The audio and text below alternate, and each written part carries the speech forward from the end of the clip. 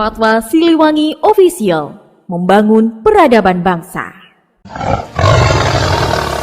Debat calon wakil bupati atau Cawabup Probolinggo yang digelar di Grand Swiss Bell Hotel Darmo, Kota Surabaya pada Sabtu 2 November 2024 berlangsung seru. Kedua Cawabup saling menuding bahwa di antara mereka tidak nyambung dalam menjawab pertanyaan yang mereka lontarkan. Melihat situasi yang mulai panas dan suasana yang tampak tegang, Cawabup nomor urut 1 Haji Abdul Rasid kerap kali menyisipkan penggalan lagu dangdut di sela jawaban yang disampaikan. Responnya cukup bagus sekali. Namun demikian kami ingin ya pada semua pasangan calon yang pendukung paslon nomor 1 ini kita jawab, sebelum terlanjur pikir-pikirlah dulu, sebelum engkau menyesal kemudian. Oleh karena itu, kalau ingin baik Probolinggo, apa yang sudah diutarakan barusan, coblos nomor 1 mapan ongku. Cek sakasa saya, cek sakada saya, tapi mapan ongku. Probolinggo mapan ongku. Sontak saja, riuh tawa para pendukungnya yang berada di ruang debat melenturkan ketegangan yang ada. Bahkan, Cawabup nomor urut 2 Lora Fahmi yang menjadi lawan debatnya sesekali tampak senyum melihat candaan Haji Abdul Rasid. Kendati begitu, tak membuat esensi dari debat hambar. Di momen tertentu, mereka kembali saling adu gagasan dan bantah-bantahan.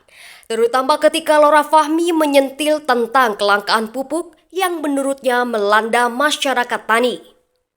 Bahkan, terlihat Cawabup nomor urut 1 terheran lantaran kelangkaan pupuk terkesan dijadikan serangan terhadap dirinya. Ia pun dengan tegas menjawab problem tersebut dengan gamblang.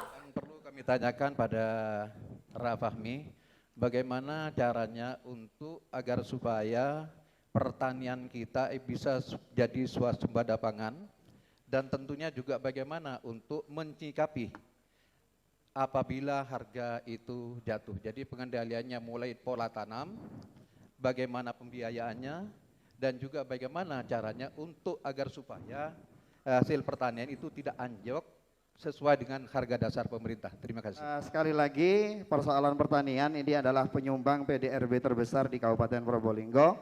Oleh karenanya harus betul-betul mendapatkan perhatian serius. Nah, persoalan selama ini banyak sekali keluhan-keluhan bahwa para petani kita itu masih sulit dan merasakan mahalnya pupuk, sehingga hasil-hasil pertanian mereka tidak maksimal dan tidak optimal. Oleh karena itu, masalah dasar ini perlu diselesaikan terlebih dahulu, sehingga para petani kemudian betul-betul bisa merasa terbantu dengan ketersediaan dan murahnya persoalan pupuk ini, sehingga hasil pertanian mereka itu bisa optimal. Lebih dari itu, kami juga punya program. Kami ini ingin menciptakan ekosistem perekonomian yang mendukung para petani sesuai dengan keunggulan wilayah masing-masing. Jadi kalau di daerah atas itu mungkin ada satu pasar transit untuk sayuran, ada yang khusus buah-buahan, ada yang khusus untuk tembakau dan seterusnya, sehingga hasil-hasil pertanian itu bisa langsung dijual dan dirasakan oleh para petani. Terima kasih. Mungkin ini kebalikannya, saudara ya. Ini jawabannya kurang memenuhi sasaran yang saya tanyakan, bagaimana polanya untuk bagaimana supaya bisa hasil pertanian itu bagus dan sesuai dengan dasar-dasar pemerintah. Ini tadi saya akan menjawab ya tentang masalah pupuk ya. Ini biar semuanya tahu bahwa pupuk ini adalah permintaan nomor 10 tahun 2023 dan juga permintaan nomor 1 tahun 2024. Dan pupuk itu sudah ada yang namanya e-alokasi yang dari pusat. Jadi tidak bisa merubah itu. Misalnya suatu contoh, si A ini mendapatkan pupuk 1 kintal, ya 1 kintal. Siapa yang salah? Mari kita benahi bersama. Namun demikian nanti kita punya program ya, akan mensubsidi pupuk sebanyak berapapun jumlah kebutuhan tembakau dan juga Waktu kentang serta habis. gobis. Terima kasih. Waktu masalah pangan dulu, karena pangan ini merupakan idola kita. Kalau dulu pada tahun 1984, Impres 484, sehingga Pak Harto pada waktu itu Presiden kita mendapatkan suatu penghargaan dari FAO yang diundang pada waktu itu. Kalau tidak keliru itu di Manila, tepatnya tanggal 27 Maret itu ya. Sehingga Indonesia ini adalah sebagai swasembada pangan.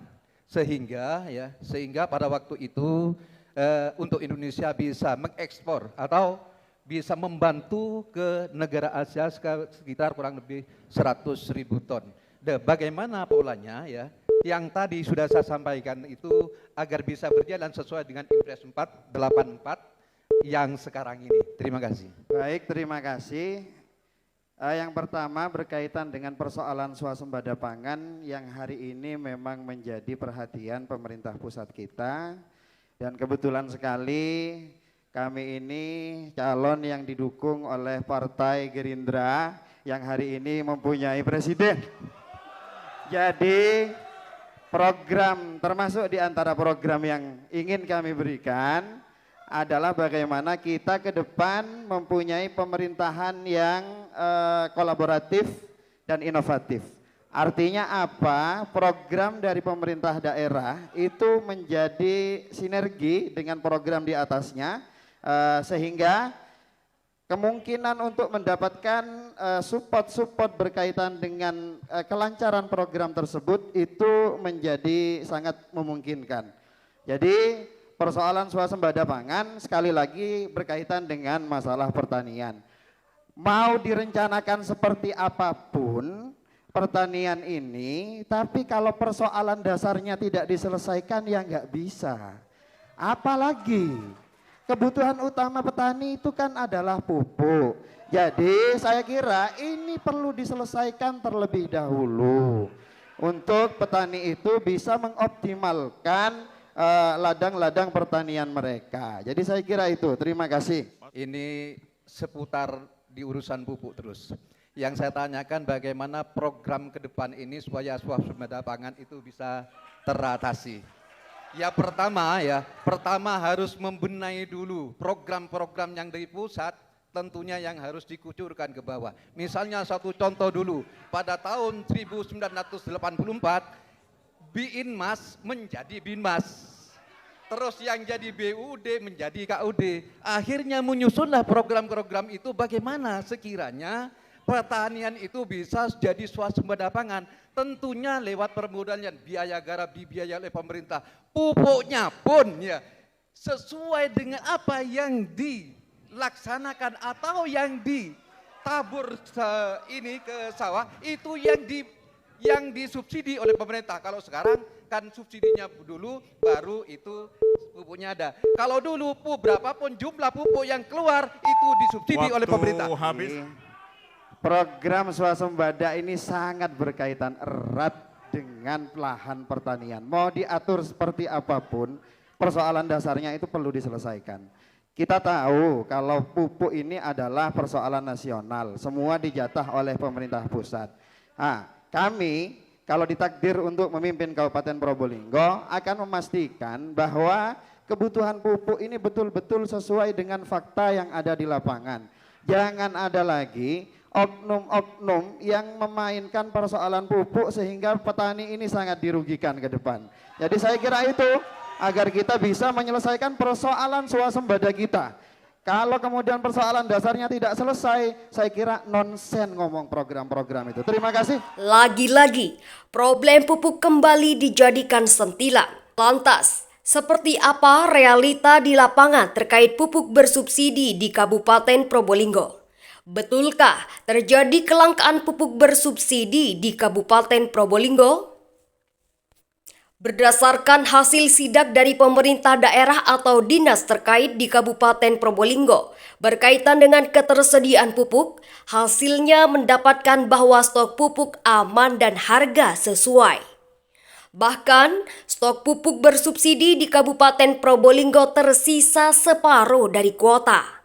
Di sisi lain, berbicara pupuk bersubsidi, maka kita harus memahami adanya perubahan peruntukan komoditi pertanian yang mendapatkan pupuk bersubsidi dari pemerintah pasca terbitnya Peraturan Menteri Pertanian Nomor 10 Tahun 2022 tentang tata cara penetapan alokasi dan harga eceran tertinggi pupuk bersubsidi sektor pertanian.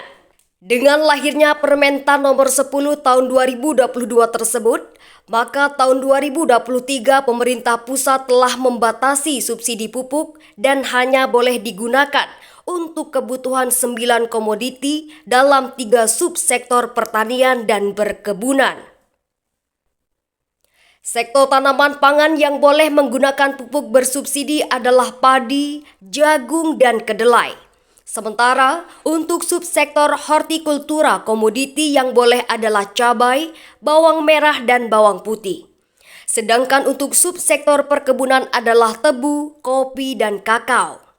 Dengan begitu, pupuk subsidi yang sebelumnya menyasar 70 komoditas pertanian tinggal menyisakan 9 komoditas utama saja. Komoditas tanaman lainnya termasuk tembakau yang menjadi prioritas tanaman masyarakat Kabupaten Probolinggo, khususnya di wilayah Kecamatan Krejengan, Keraksat, Besuk, Pakuniran, Kota Anyar, dan Paiton, tidak termasuk komoditas pertanian yang mendapatkan subsidi pupuk dari pemerintah. Bahkan dalam Peraturan Menteri Pertanian Nomor 1 Tahun 2024 tentang perubahan atas Peraturan Menteri Pertanian Nomor 10 Tahun 2022 tentang tata cara penetapan alokasi dan harga eceran tertinggi pupuk bersubsidi sektor pertanian, tidak terjadi perubahan terkait 9 komoditi yang ditetapkan sebelumnya. Selain itu, mulai bulan Januari 2023 lalu, pemerintah mengubah sistem pendistribusian pupuk bersubsidi bagi para petani di seluruh Indonesia. Jika sebelumnya menggunakan sistem rencana dasar kebutuhan kelompok atau ERDKK, kini penebusan pupuk subsidi diganti menjadi sistem e-alokasi.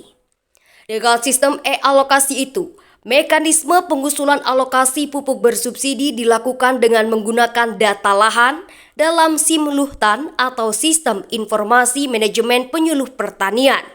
Perbedaan sistem RDKK dengan e-alokasi, jika RDKK dihitung berdasarkan kebutuhan kelompok, maka dengan e-alokasi yang dihitung adalah kebutuhan berdasarkan luas lahan dan komoditas. Dengan e-alokasi ini, setiap kelompok tani, desa, dan kecamatan sudah ditentukan jatahnya sesuai dengan perhitungan lahannya.